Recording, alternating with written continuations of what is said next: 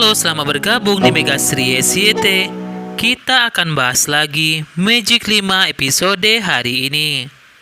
Tim Reza dan tim Rasya pun akan saling adu kekuatan menemukan kotak yang telah disimpan oleh guru dan kepala sekolah itu. Sebelum mereka main, mereka pun harus yel-yel dulu. Tim Reza lebih dulu suarakan yel-yel mereka. Setelah itu tim Rasya pun mempersembahkan yel-yel mereka.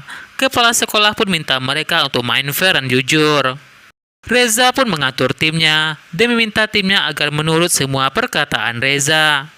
Sementara itu, Rasya pun membagi-bagi tugas kepada timnya agar adil. Reza pun tak mau jika anggota timnya itu membantah semua perkataan Reza. Sementara itu, Adara pun merasa melihat sebuah petunjuk di lorong sekolah. Adara pun akan menuju ke sana. Jasmine pun merasa Reza sangat egois, tak mau mendengarkan pendapat anggota timnya itu. Sementara itu, Naura pun menyarankan Irsyad ke ruang komputer karena Irsyad sangat jago soal komputer.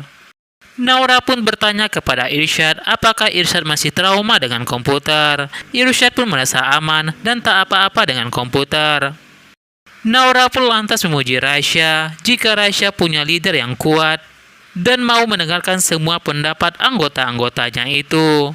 Tiba-tiba Reza pun datang menyindir Rasya, katakan jika Rasya pemimpin yang lemah, hanya bisa menerima masukan saja. Rasya pun lantas minta Reza untuk fokus mencari kotak itu.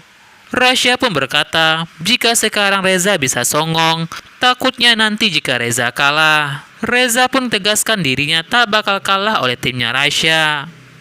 Adara pun temukan petunjuk bersama Dika. Adara dan Dika pun bingung dengan petunjuk itu. Melihat Adara dan Dika temukan petunjuk, Reza pun minta Boy untuk mengerjai Adara. Reza pun lantas minta Boy untuk menaburi bubuk gatal-gatal pada Adara dan Dika. Meski awalnya Boy takut ketahuan oleh guru, namun karena perintah Reza, Boy pun terpaksa melakukan itu. Tiba-tiba Boy pun muncul di hadapan Dika dan Adara. Dika dan Adara pun kaget melihat Boy. Saat Dika emosi melihat Boy, Adara pun lantas menenangkan Dika.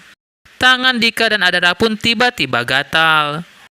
Dika dan Adara pun lantas beritahu Rasya dan Naura tentang petunjuk di ruang komputer itu.